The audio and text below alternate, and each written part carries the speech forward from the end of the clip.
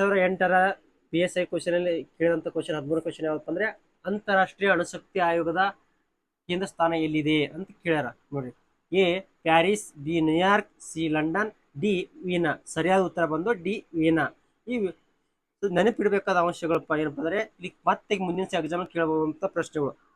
A ಅಂದ್ರೆ ಏನು ಅಂತ ಕೇಳಬಹುದು. ಇದನ್ನ ಲಾಂಗ್ ಫಾರ್ಮ್ ಏನಪ್ಪಾ ಅಂದ್ರೆ international all atomic energy agency. ಇದು ಎಕ್ಸಾಮ್ ಕೇಳೋ ಸಾಧ್ಯತೆ ಐತಿ ಮುಂದಿನ ಎಕ್ಸಾಮ್. ಅಂತಾರಾಷ್ಟ್ರೀಯ ಅಣುಶಕ್ತಿ ಆಯೋಗ ಸ್ಥಾಪನೆ ಎಷ್ಟರಾಗ ಆಯ್ತಪ್ಪ ಅಂತ ಕೇಳಬಹುದು. 1957. ಇನ್ನ ಅಂತಾರಾಷ್ಟ್ರೀಯ ಅಣುಶಕ್ತಿ ಆಯೋಗ ಕೇಂದ್ರ ಕಚೇರಿ ಎಲ್ಲಿ ಅದ ಅಂತ ಕೇಳಬಹುದು. ಆಸ್ಟ್ರಿಯಾದ ವೀನಾದಲ್ಲಿ ಐತಿ. ಇದನ್ನು ಕ್ವಶನ್ ಕೇಳಬಹುದು, ಜಾಸ್ತಿ ಕೇಳೋ ಚಾನ್ಸ್ ಐತಿ. ಅಂತಾರಾಷ್ಟ್ರೀಯ ಅಣುಶಕ್ತಿ ಆಯೋಗದ ಅಧ್ಯಕ್ಷರು ಯಾರಪ್ಪ 2021ರಲ್ಲಿ ಯಾರಾಗಿದ್ದಪ್ಪ ಅಂದ್ರ ರಾಫೆಲ್ ಮೇರಿನೋ ಗ್ರಾಸಿಯಾದವರಾಗಿದ್ರು.